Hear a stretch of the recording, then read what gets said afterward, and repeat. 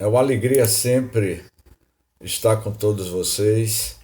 Sejamos agraciados pela presença dos benfeitores espirituais que certamente têm nos conduzido, a todos vocês, a Ana Paula, a Célia, a Daniele, Débora e as irmãs que não puderam comparecer.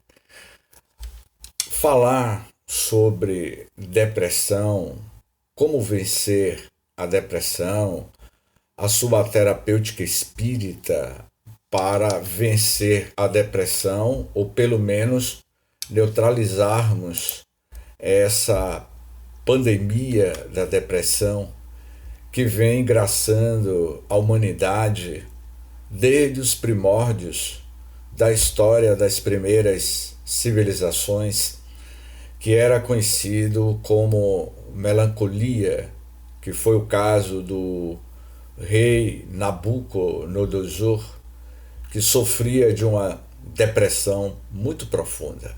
Mas por que há tantos depressivos na Terra? Foi publicado na revista Galileu, uma revista científica médica de circulação nacional, e a matéria de capa desta revista falava sobre falha humana, considerada uma aflição psicológica e colocada como o quinto maior problema de saúde pública do mundo. A depressão atinge milhões, ou melhor, eu vou ser mais preciso, 300 milhões de pessoas de todos os sexos e em todas as faixas etárias, inclusive crianças pequenas, sofrem com a depressão até a estatística de 2018. Com a síndrome da insuficiência respiratória, a Covid-19, o coronavírus, houve uma ascensão astronômica dessa doença silenciosa, psicológica, que tem levado milhares de pessoas às raias, literalmente, do suicídio. Porque o último estágio da depressão, como vocês vão ver mais adiante, leva o indivíduo, o ser humano, ao suicídio. Mas Joana de Ângeles, em uma das suas obras, Triunfo Pessoal, esse próprio título, por si só, o título deste livro, fala sobre triunfo pessoal. E é um capítulo que Joana vai falar sobre as nossas aflições psicológicas.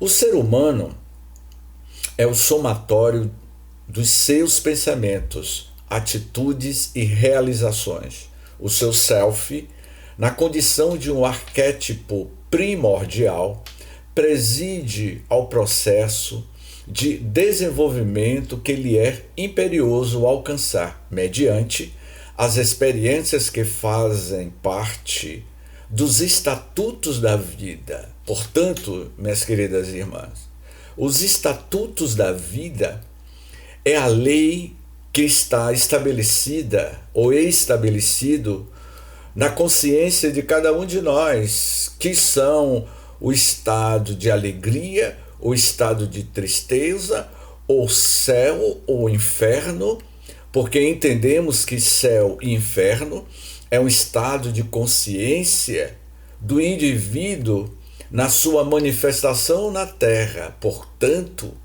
cada um de nós carregamos em intensidades diferenciadas as nossas aflições psicológicas. Dr. Robert Ernest e Stephanie Matthews, na Universidade de Virgínia, eles iriam criar o Instituto Internacional do Perdão. Eu vou deixar para falar do perdão como processo terapêutico da neutralização da depressão e falo rapidamente sobre doutora Stephanie Matthews. Mas, para que a gente entenda, afinal de contas, James, o que é a depressão? A depressão é uma doença do organismo como um todo, que compromete o físico, o humor e, em consequência, o pensamento. A depressão altera a maneira como a pessoa vê o mundo e sente a realidade, entende as coisas, manifesta emoções, sente a disposição e o prazer com a vida. Ela afeta a forma como a pessoa se alimenta e dorme, como se sente em relação a si próprio e como pensa sobre as coisas. A depressão, minhas amigas, portanto, é uma doença literalmente afetiva ou do humor. Então, cada um de nós temos uma reação. Eu já tive um período na minha vida, há uns 25 anos, aproximadamente, que eu tive a síndrome da depressão.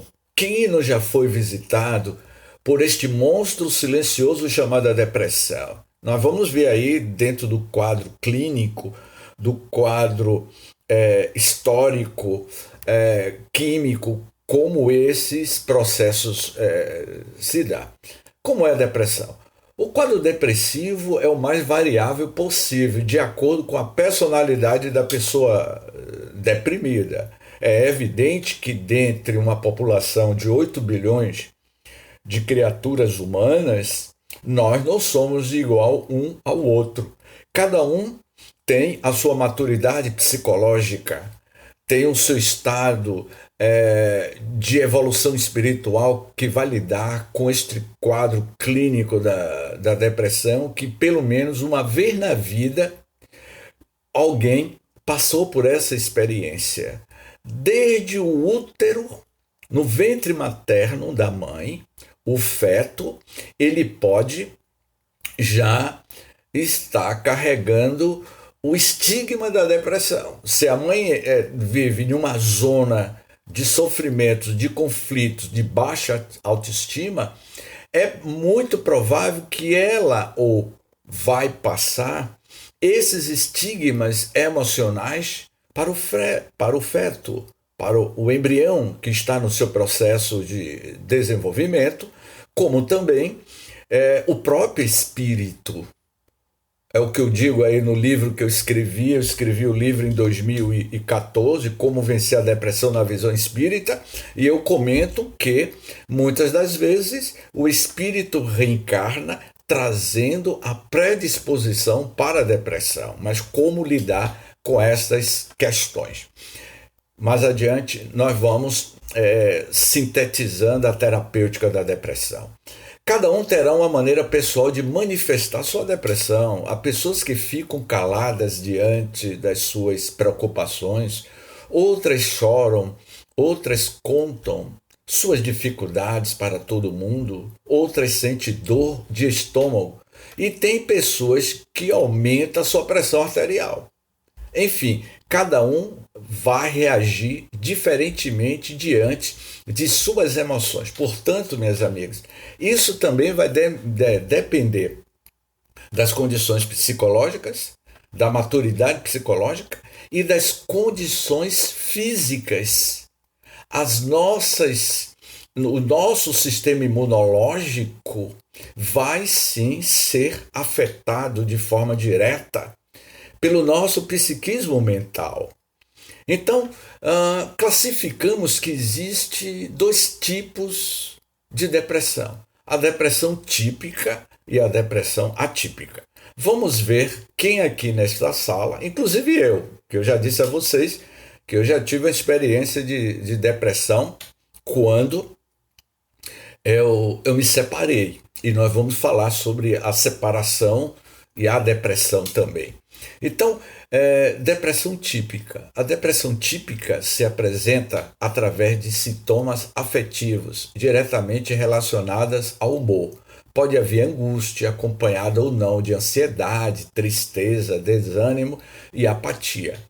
E na esfera intelectual, uma certa preguiça do pensamento, tornando lento e trabalhoso. A pessoa fica desanimada, o sistema imunológico baixa, a autoestima, a pessoa perde o prazer da vida, perde o prazer de ir fazer um passeio em uma praça ou em um jardim.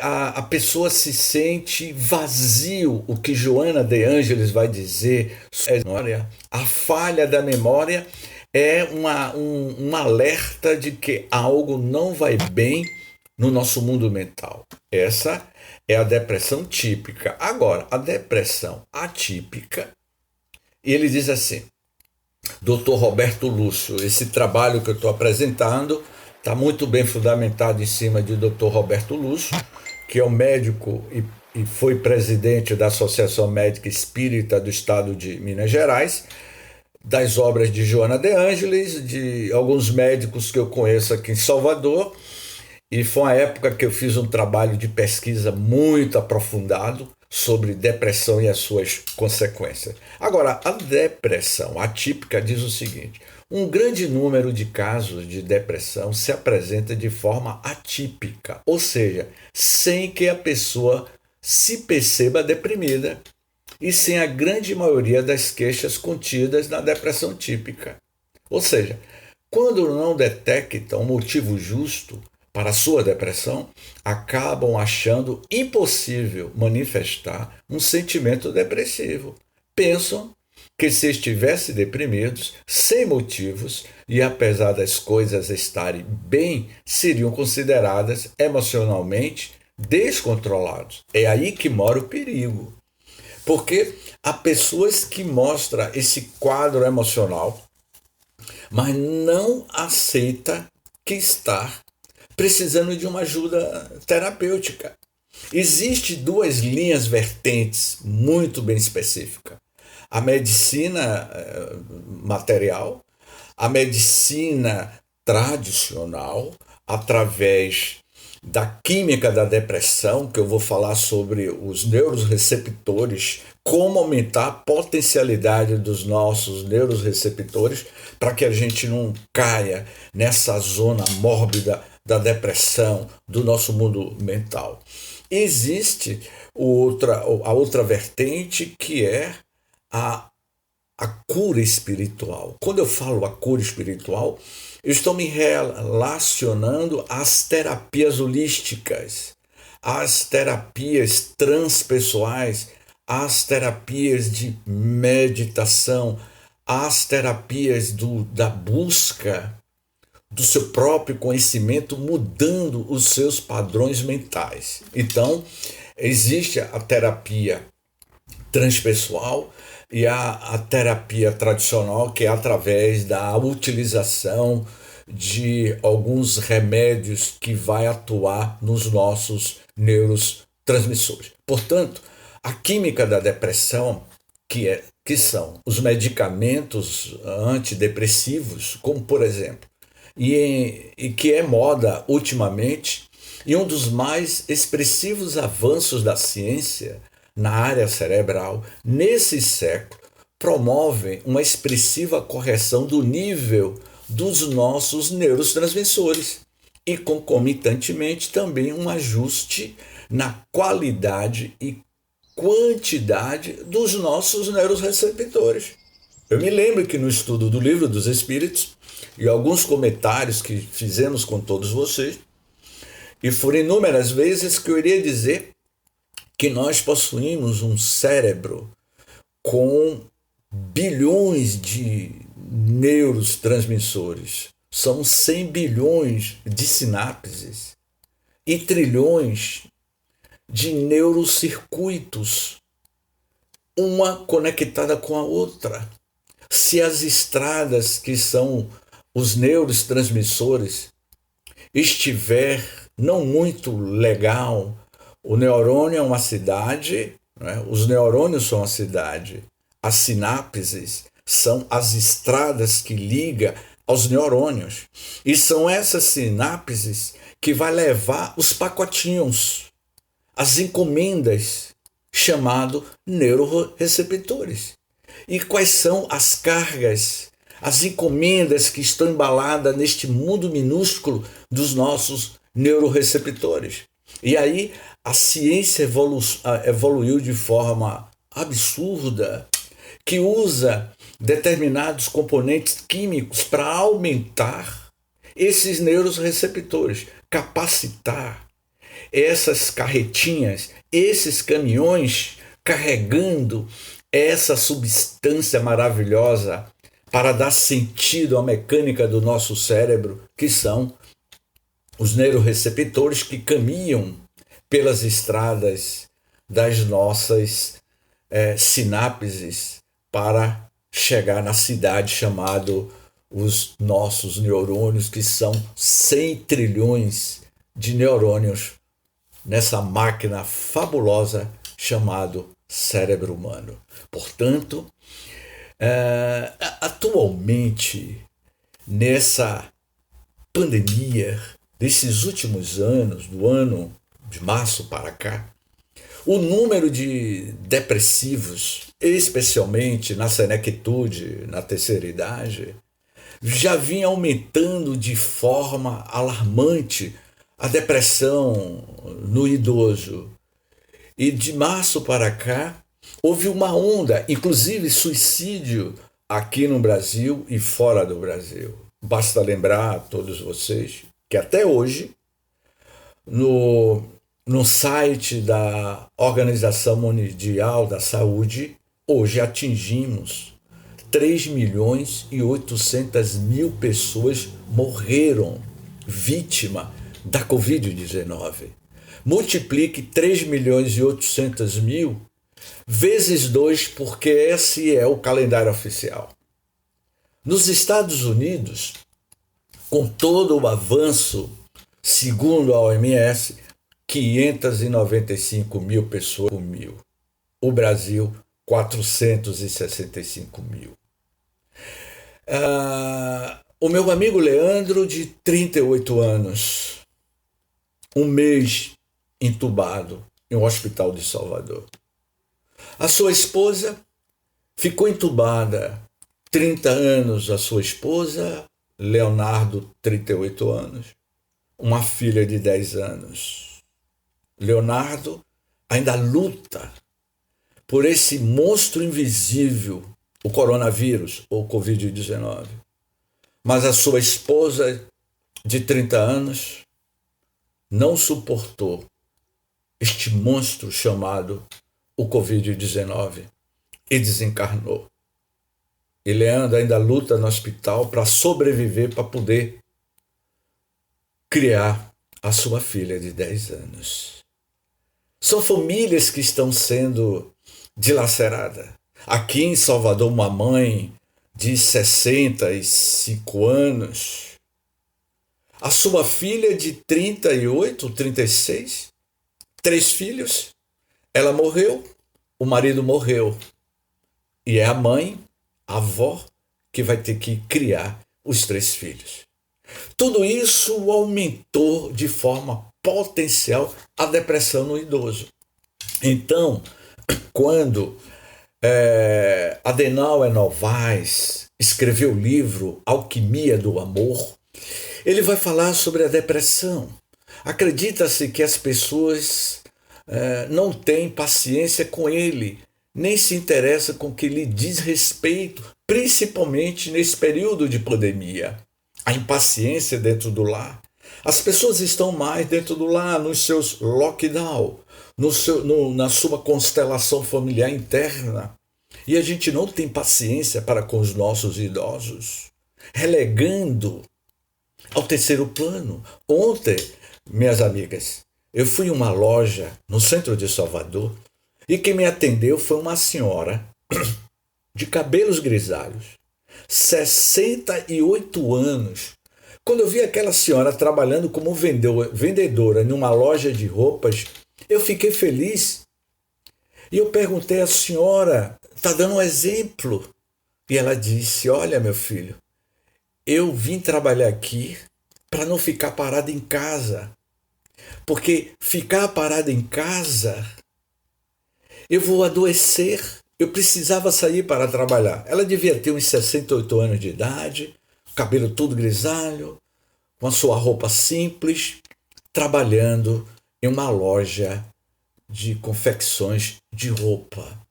Então, quando o meu amigo Adenauer vai dizer que é importante não se referir ao idoso como alguém que não sabe fazer as coisas. Às vezes, isso baixa a autoestima de um idoso, a forma como os pais tratam os seus filhos. Portanto, vamos ver, diante desse desafio que a humanidade está enfrentando, um novo olhar para com os nossos idosos. São eles que estão segurando, literalmente, muitas das vezes, as nossas estruturas, a base, a pedra angular de uma família são os pais, especialmente a mãe. Com todo respeito aos homens, pais. Mas é a mulher que é a mola mestra, principalmente essa fase da terceira idade. Falando também da depressão na infância, os bullying que muitos de nós sofremos no passado e sofremos na atualidade. A depressão é uma algiva nuclear no mundo psíquico de uma criança. A separação dos pais, a mudança de casa, fracassos escolares, dificuldades de convivência com outras crianças, dificuldade de inserção no grupo social, complexo de bullying ligado ao corpo, ao intelecto, maus tratos domésticos, abuso sexual, isolamento afetivo e obsessão espiritual são consequências na depressão da criança, principalmente a relação dos pais para com a criança. Tem muitas crianças que são maltratadas na rua, na escola, e quando chega em casa é mal compreendido pelos próprios pais. O universo de uma criança é um mundo desconhecido, tanto quanto o nosso próprio mundo. A diferença é que nós já adquirimos uma maturidade, mas a criança de hoje será o adulto de amanhã.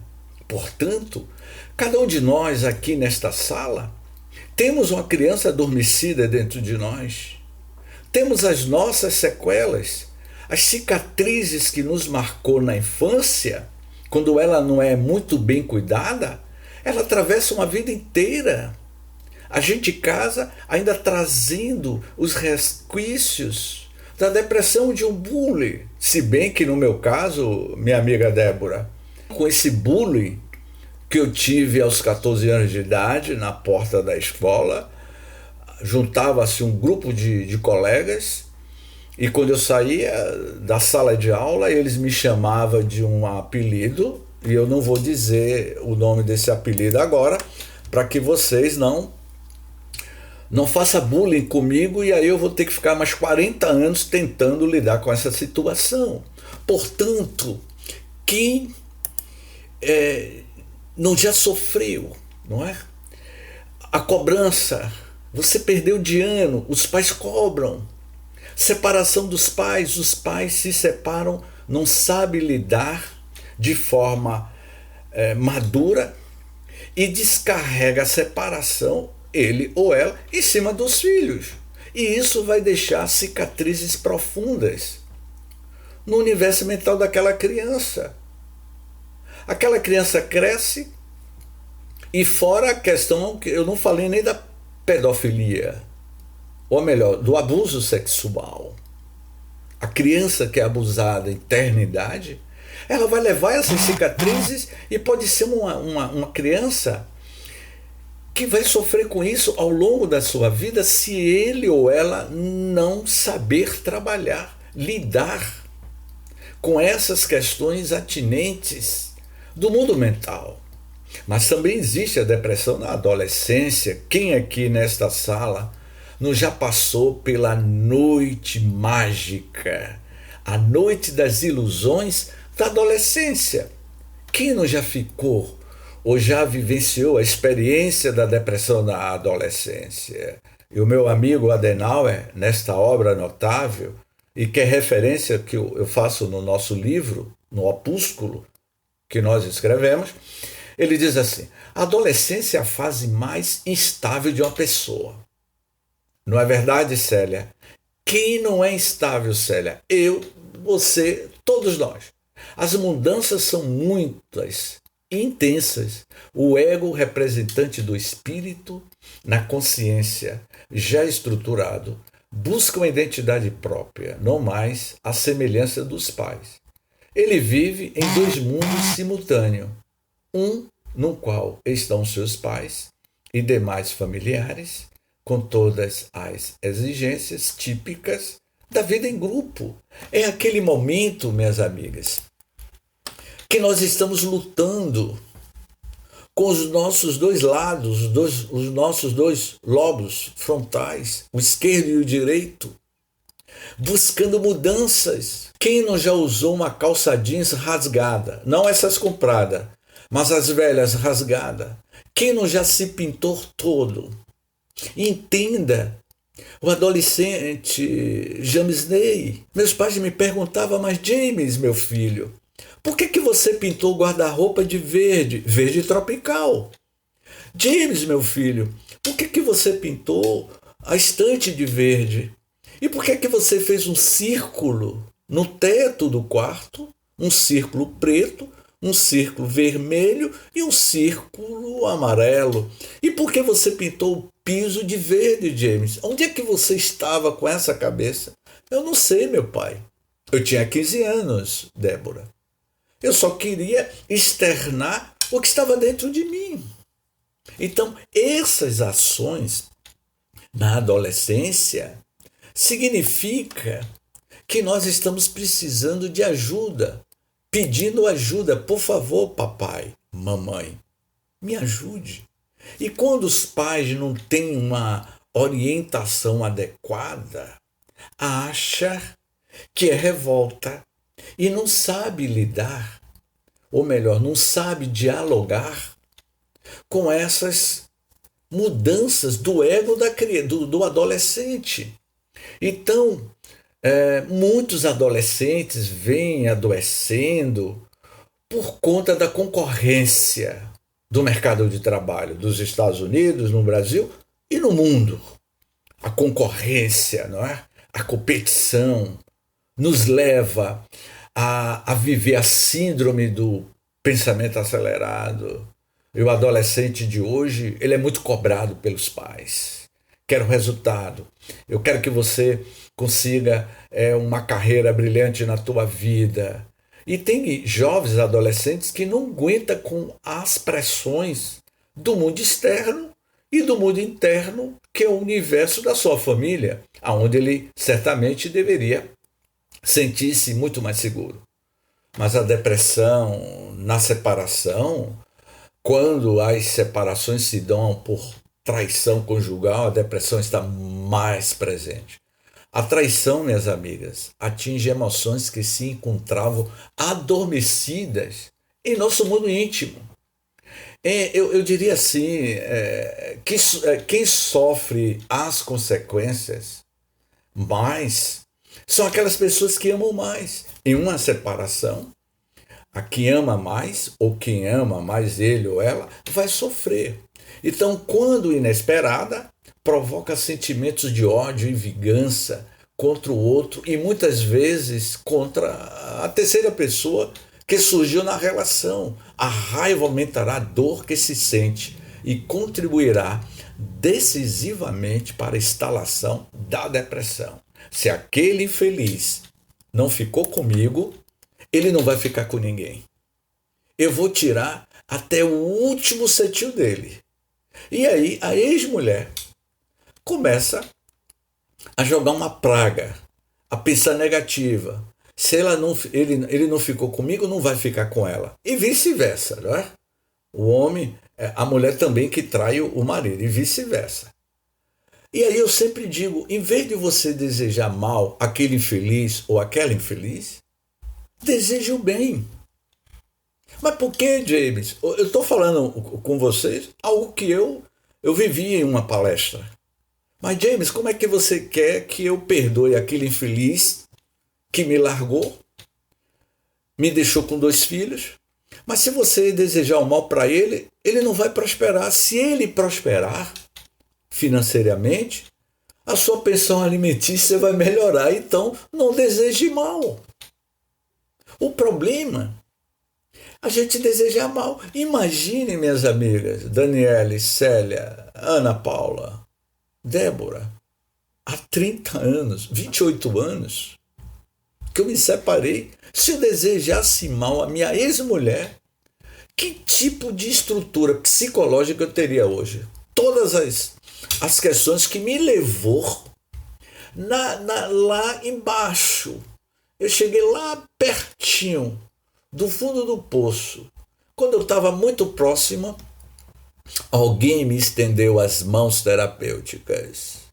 E esse alguém que me estendeu as mãos terapêuticas, ou melhor, jogou a corda, foi a corda da doutrina espírita que me resgatou de mim mesmo.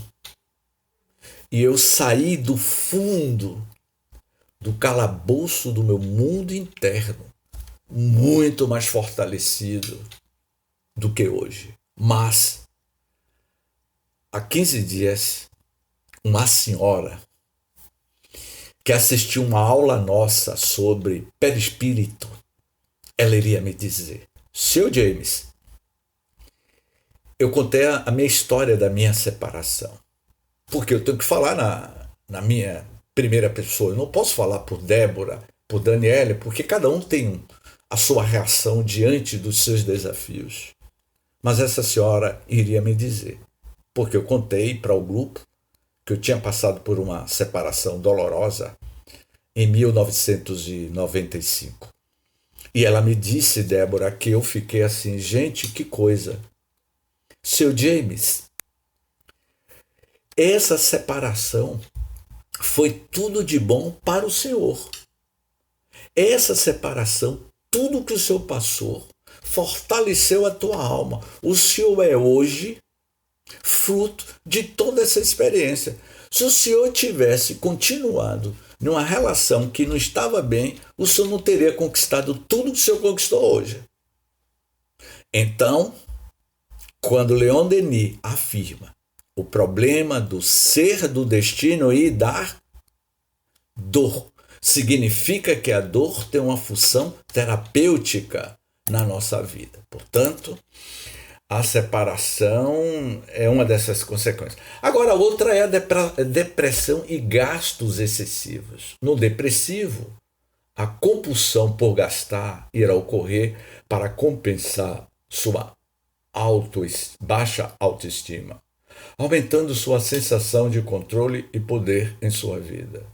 Uma boa autoimagem é trabalhada para superar o pensamento de que se está depauperado.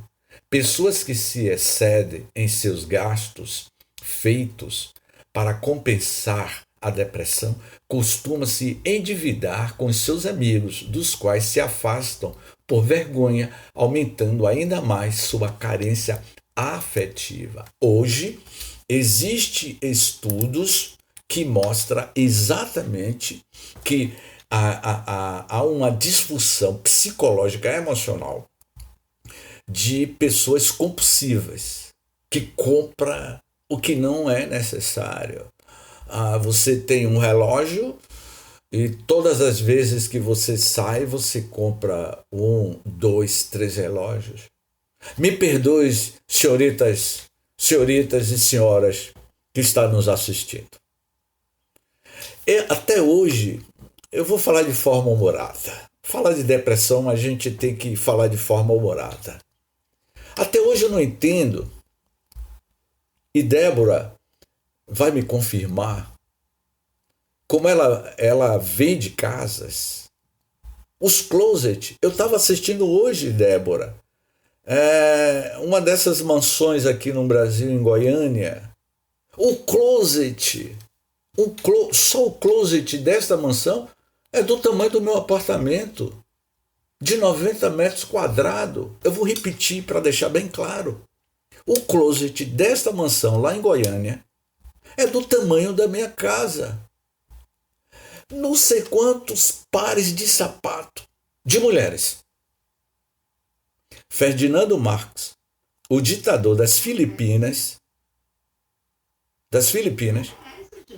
hein? Sim, eu vou chegar lá. O que é que tem os pares de sapato com os gastos excessivos?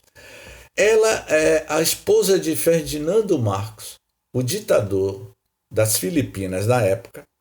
Quando o ditador caiu, foram até a mansão deles e descobriram 475 pares de sapatos. Só dela, da primeira dama. Para que tanto sapato? Ou seja, é uma compulsividade. Essa compulsividade ele tem um fundo psicológico. Isso pode demonstrar uma disfunção no nosso mundo mental. Então, tenhamos cuidado. Então, quando Joana de Ângeles vai falar sobre o despertar do espírito, das nossas doenças psicossomáticas, e tem uma frase que eu já citei para todas vocês, e vamos deixar registrado mais uma vez. Somos o que pensamos. Tudo que somos vem dos nossos pensamentos. Com os nossos pensamentos fazemos o mundo. Buda. Então, quando Joana diz assim, o despertar do espírito diante da morte e do morrer, o despertar do espírito diante das suas doenças psicossomáticas, que somos nós os próprios geradores. A mente é geradora de energia compatível com um tipo de aspiração que acalenta, movimentando-se através de corrente sanguínea que vitaliza e mantém o corpo físico. Nesse mesmo conduto, as micropartículas constitutivas do perispírito conduzem as vibrações que irão produzir o organismo procedente do espírito. Portanto, meus irmãos, minhas irmãs, a matriz, a usina geradora da depressão está na inteligência, que é o espírito. E isso vai reverberar no perispírito, que por sua vez vai atingir a nossa casa mental, que é o corpo mental, o cérebro. E tem outra questão do nosso comportamento materialista e que nos levam à consciência de sono profundo, como vai dizer, como é o nome dele? Viana de Carvalho, no seu livro Médio e Mediunidade, que o Divaldo psicografa. Nos homens fisiológicos, aqueles que por enquanto se encontram em uma consciência de sono, nestes há uma total ausência de idealismo e as atividades do ser estão reduzidas ou reduzidos praticamente aos automatismos de natureza fisiológica, manifestações instintivas, respiração, assimilação, sem um real conhecimento das ocorrências. Ou seja, são indivíduos que dormem como procria, ausente dos procedimentos da lógica e da razão. Então, minhas amigas, poderíamos denominar estes como estado de sono sem sonhos. São aqueles indivíduos que acham que a vida é eminentemente a matéria. E quando perde os bens materiais, entra numa depressão ou pode chegar às raias do suicídio. Acha que a vida só tem sentido na conquista dos prazeres materiais. Então, Viana de Carvalho vai dizer que são indivíduos que têm esse comportamento materialista, que é uma consciência de sono profundo. Existe outra questão também da depressão, que é o sentimento de perda. O sentimento de perda é uma das causas mais frequentes e mais marcantes da depressão. A depressão pelo sentimento de perda decorre do apego. Meu pai, minha mãe, meu filho, diante deste luto planetário que nós estamos vivendo. É um luto planetário. Eu tenho sentido, é claro que eu tenho sentido, minhas amigas, a desencarnação de alguns amigos próximo a mim.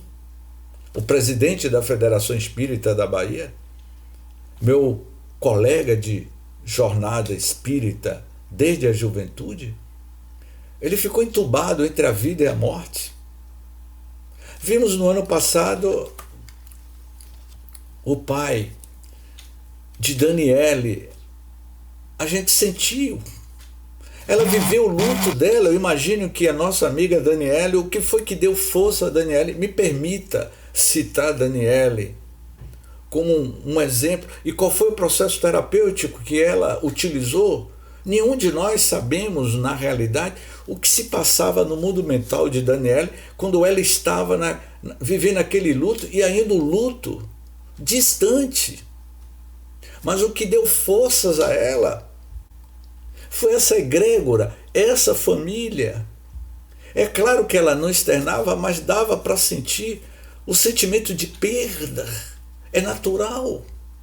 O meu amigo Arnaldo Dutra, Covid, eu senti. Vários amigos meus estão desencarnando. E aí, às vezes, eu digo assim, eu posso ser o próximo. É claro que nós temos sentimentos e nos leva à tristeza, à melancolia.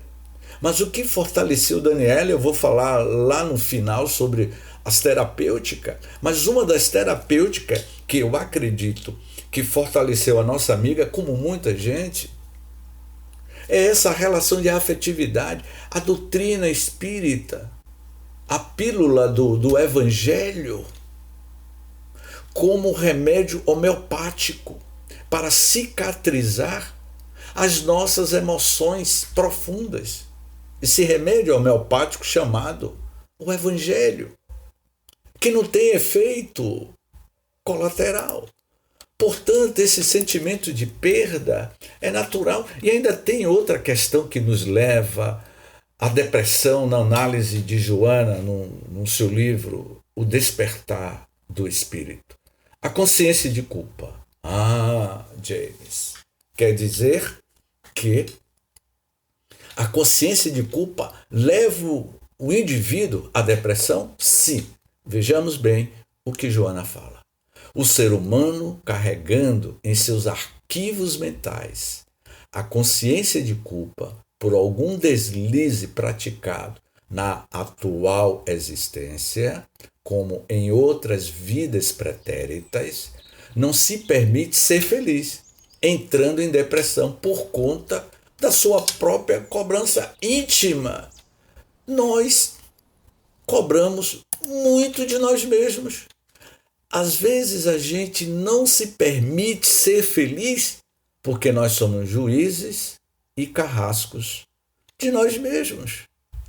Não é obsessão, não é espírito obsessor, coisa nenhuma.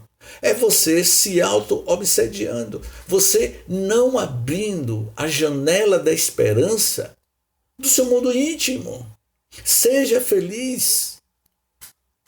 Mas como é que eu posso ser feliz, James? Claro que você pode. Não tendo um closet do tamanho do meu apartamento. Um apartamento, Célia, no Rio de Janeiro, um apartamento por andar. 800 metros quadrados por andar. E o closet, 140... Não, a suíte, 140 metros. Meu Jesus, foge da minha realidade. Será que... eu diria assim, a gente adquire tantas coisas que a gente pode viver com o mínimo, pode ser feliz com o mínimo. Eu não sou contra não, porque se eu tivesse dinheiro, com a consciência que eu tenho hoje, é claro que eu não compraria uma casa dessa. Claro, eu ia ter uma vida melhor, mas não na opulência, porque já está registrado. O que traz a felicidade é seu estado pleno de ser, esse divino que eu sou, que nós somos. O divino se manifesta em você.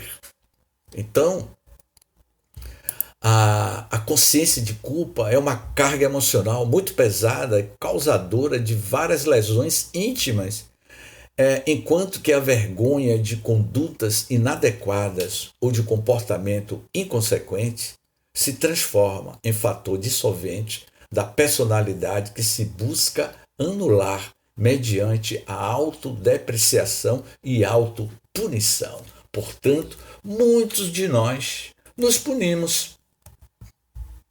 Ficamos punindo a nós mesmos, cobrando de nós mesmos, não é?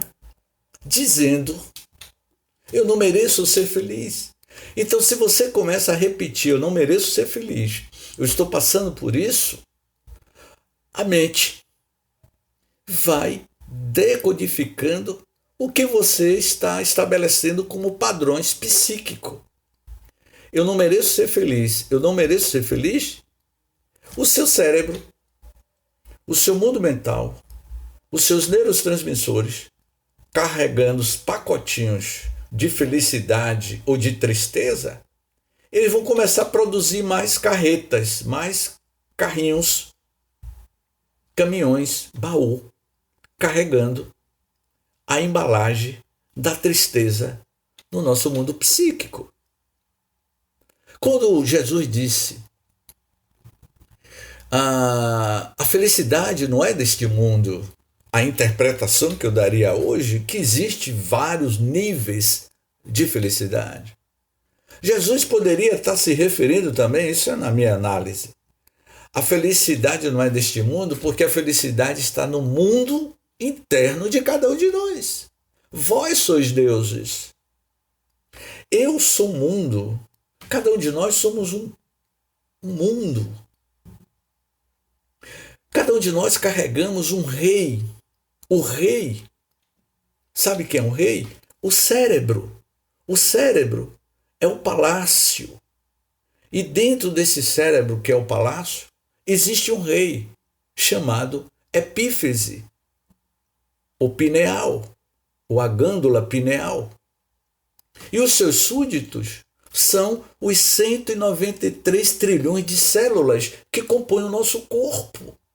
Então, se o cérebro não vai bem, se a epífise, o terceiro olho, não vai bem, que é conectado com as consciências energéticas divinas, se o rei para de receber as energias do alto, os seus súditos, que são os 193 trilhões de células, vai começar a fazer uma passeata, reivindicar, levantar a bandeira e vai até a porta do palácio, que é o nosso cérebro, reivindicar melhorias. Seu rei é o seu que comanda todo o seu país. A população que mora no país chamado fígado entrou em contato com a população que mora no coração e nós estamos reivindicando melhorias. O que é que o senhor tem? O senhor está ficando depressivo? O senhor que é a usina que distribui as energias para os seus súditos.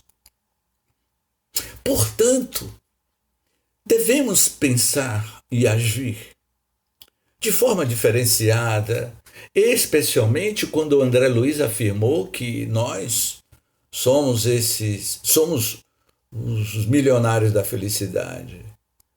Ter resiliência é saber usar a fé lógica e o sentimento do coração para lidar com os desafios das nossas emoções internas.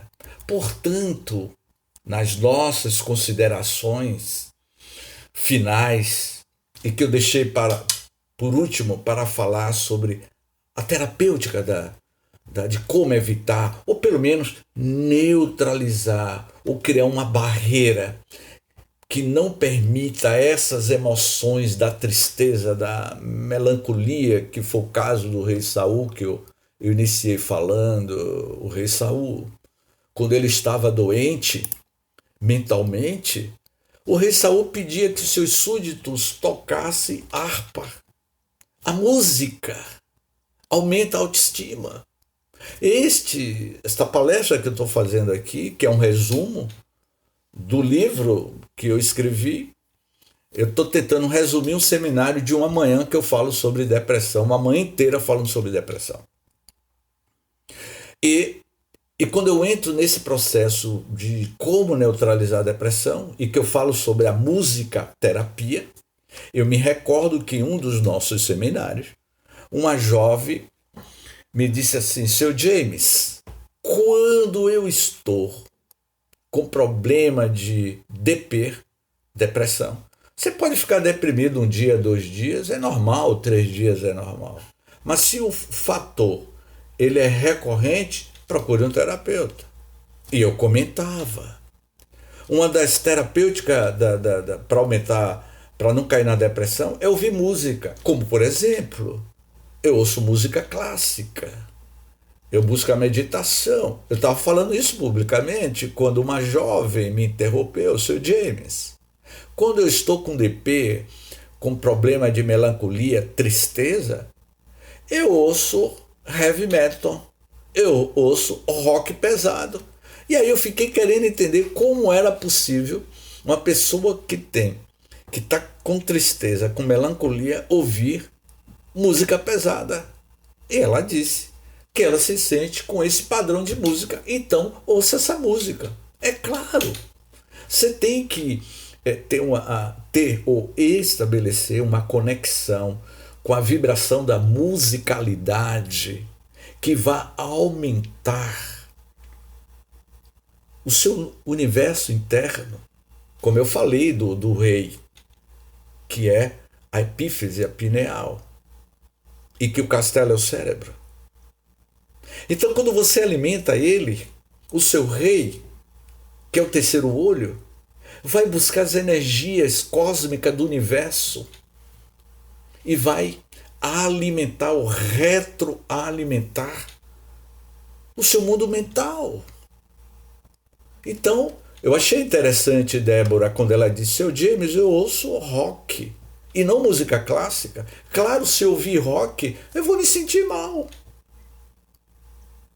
Cada um vai estabelecer a sua conexão com a sua casa mental. Portanto, quando Joana de Ângeles apresenta uma das terapêuticas para a neutralização da depressão ou diminuir a força da depressão no nosso mundo mental, ela vai falar sobre amor, perdão.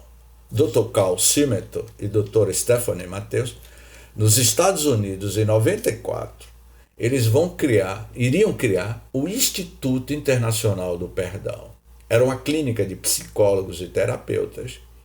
E eles chegaram à conclusão que o problema que eles tinham dos seus pacientes era a falta de auto-perdão. E Joana vai dizer o seguinte: amor, perdão.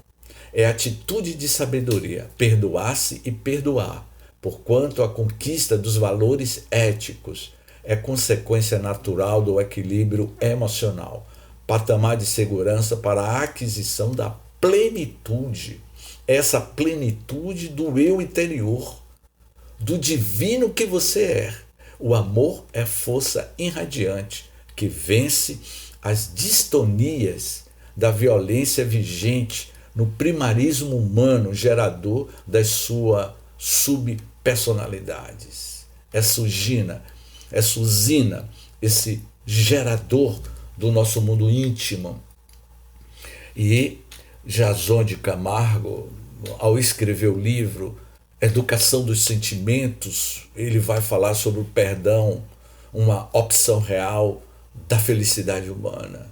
Quem vive feliz não adoece, não fica com essa doença que afeta e afetará a humanidade enquanto nós entendermos que o problema da criatura humana está na forma como nós administramos os nossos próprios pensamentos. E o Jason de Camargo ele vai dizer que a opção pelo perdão limpa a mente de um dos mais nefastos e ela passa então a ter alívio, a ter leveza e a produzir uma saudável transformação na vida do indivíduo. Portanto, você começa a criar novas conexões. E essas novas conexões é uma das obras que eu amo falar. E foi um seminário que nós realizamos durante muitos anos o, o valor terapêutico da gratidão, baseado também no livro de Joana de Ângeles, A Psicologia da Gratidão. E foi essa parte que eu atualizei o nosso livro e que eu vou dizer que o poder da gratidão como processo de transformação da depressão. E há textos desse livro de Joana que diz o seguinte: desapegar e agradecer por qualquer coisa que tem importância na sua vida de forma descomprometida. Assim pode-se definir a atitude de gratidão. E Joana, além de dizer essa frase, há uma frase que eu acho assim profunda, quando ela diz: a gratidão é a assinatura de Deus em sua obra. O que é que nós somos? A obra de Deus.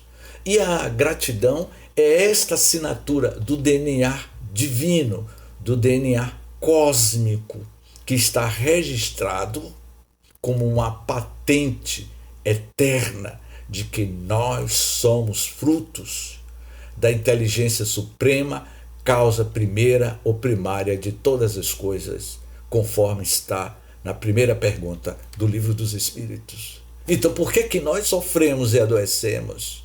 Se eu sou a mais pura expressão do amor de Deus na Terra, é porque você carrega o DNA espiritual do seu livre-arbítrio. Qual dos dois caminhos você quer trilhar? Da esquerda ou da direita? Qual das duas portas estreitas, qual das duas portas você quer passar? Pela porta estreita ou pela porta larga das facilidades do mundo de César? Você decide. A tua felicidade está em tuas mãos. A tua infelicidade também está em tuas mãos. É você que vai decidir sobre o teu próprio destino. É você que vai decidir qual das pegadas você vai querer trilhar pelo mundo de César. E aí ela vai dizendo assim que o poder da gratidão, a boa notícia é que a gratidão é uma atitude a ser treinada, sendo que todos podem passar a ser mais gratos e proporcionar mais saúde e felicidade às suas vidas. Todos os dias podemos ser gratos por alguma coisa. Mas James, eu estou sofrendo, essa Covid está levando vidas, amigos. Mas seja grato. O que é que nós podemos fazer? Aumentar a intensidade do ódio, da ira, da raiva? Vai complicar mais. Procure manter o seu estado de meditação profunda.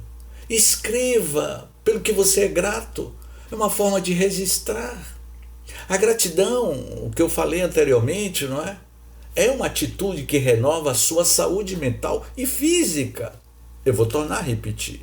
A gratidão é uma atitude que renova a saúde mental e física. Se renova a saúde mental e física, significa que ela tem o remédio terapêutico para diminuir a intensidade ou a instalação futura da depressão. Efeitos do perdão sobre a depressão. Perdoar significa, acima de tudo, assumir definitivamente o livre-arbítrio sobre si mesmo, construindo a paz interior e libertando-se paulatinamente dos vibrões da tristeza, da melancolia, da depressão, da angústia, das vidas vazias. Perdoar, meus amigos, minhas amigas, é um ato inteligente. É uma importante estratégia de saúde. Perdoar é um desses remédios estratégicos que vai melhorar nossa autoestima. Imagine você carregar uma vida inteira mágoas e ressentimento. Você não vai ser uma pessoa nunca feliz. E pelo contrário, você vai desencarnar e vai levar essas tristezas, essas angústias para o mundo espiritual. Depressivo na terra, depressivo no mundo espiritual. E ainda tem um detalhe: quando você baixa o seu sistema imunológico, emocional e físico, você vai entrar em sintonia ou sincronicidade com espíritos que foram vítimas da depressão. Espíritos que carregam o estigma da depressão vai sintonizar com aquelas pessoas depressivas. Aqui onde eu moro, há muitos anos, tinha um senhor que perdeu um ente querido. Ele levou mais de 20 anos usando roupa preta. Naquele tempo que você perdia alguém, você usava o luto da roupa preta. Ele vivia com aquela roupa preta, aquela depressão, aquela tristeza, e ele era uma figura muito conhecida aqui no bairro, pela sua roupa preta, pela roupa toda mal cuidada, o cabelo maltratado. Mude a roupa. Vocês estavam me elogiando porque eu estou arrumado.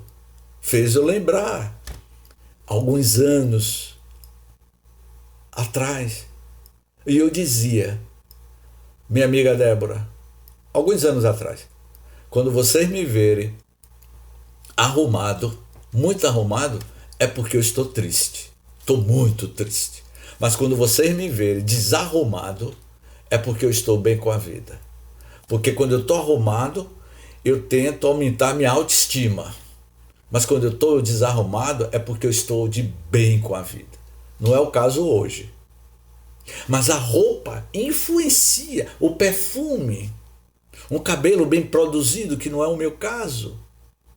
Como é bom receber elogios. James, eu estou achando você muito mais novo. Eu fiquei parecendo o ator mais famoso. Eu me achei o rei da cocada preta quando eu recebi elogios. Quem não gosta de receber elogios? Ana Paula, eu estou achando você muito mais saudável. Débora, esses seus cabelos, essas gueixas brancas suas, tá deixando você muito mais jovial. Célia, esse jeito de ser, parece que está ficando mais nova. Quem não gosta? Daniele, quem não gosta de ouvir isso? Ana Paula, você promete muito para o futuro da tua vida. Célia, você tem projetos maravilhosos que você vai desenvolver. Débora, você vai ter grandes surpresas na tua vida. Daniele, você vai ter surpresas edificantes e que Jesus abençoe a todos vocês. Então, quando a gente estabelece essa conexão de mensagens proativas, de autoestima, o nosso cérebro registra e a gente sente-se bem quando utilizamos o perdão, que é substancialmente uma postura íntima, um estado d'alma, quando recebemos de alguém que está sendo perdoado, ou foi perdoado, ou está perdoando.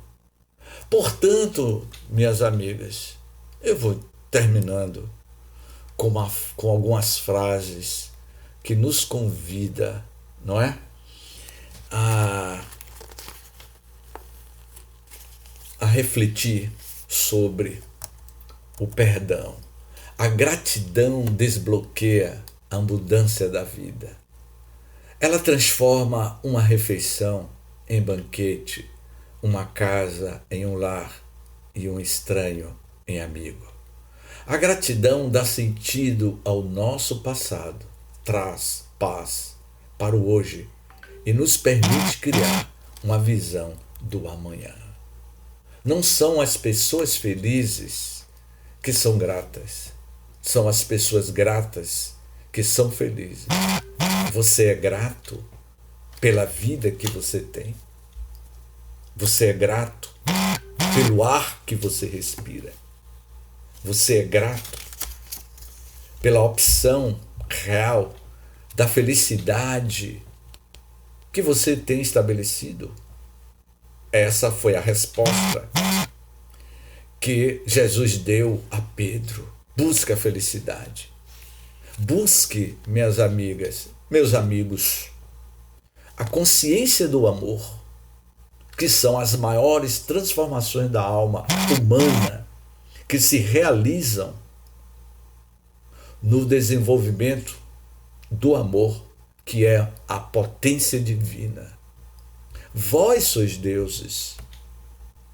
E esse vós seus deuses significa o amor terapia, a conquista do amor que é resultado desse processo de conquista individual. E aí iremos dizer a depressão, a melancolia ou vidas vazias: tchau e nunca mais apareça. Porque você é o proprietário do seu mundo, do seu país. E eu encerro com essa frase, com esse pensamento. Você é o que você pensa. O teu cérebro é o teu palácio. E você é esse terceiro olho, a epífise, a pineal, superconsciente, que comanda este mundo, este país, com os seus súditos, que são os trilhões de células, que é comandado pelo nosso pensamento. O pensamento cria a vida que procuramos. Muita paz, que Jesus nos abençoe, estabeleça novas conexões e que a gente possa, lidar com esse luto que nós estamos passando, porque estamos sendo impactados, direto ou indiretamente, com a fome, com o desemprego, com a morte. E isso está batendo às nossas portas. A fome, a tristeza, o desemprego, e nós estamos sendo testados naquilo que é mais nobre da nossa vida, que é a nossa consciência diante de tudo que nós estamos passando. Só nos resta um único caminho. Não tem outro caminho, só tem um único caminho, que é a tua felicidade no seu mundo íntimo. Só existe um único caminho, a felicidade interior. Todos os outros caminhos nos levam às estradas das ilusões. Mas a felicidade interna, essa é uma felicidade que o ladrão jamais roubará e a ferrugem jamais destruirá a felicidade, porque ela não é material, ele é metafísico, espiritual. Ok, minhas amigas? Gratidão. Obrigada, James. Boa noite. Obrigado. Ok, um abraço. Fica com Deus. Tá, tchau. Ok, um abraço. Tá, tchau.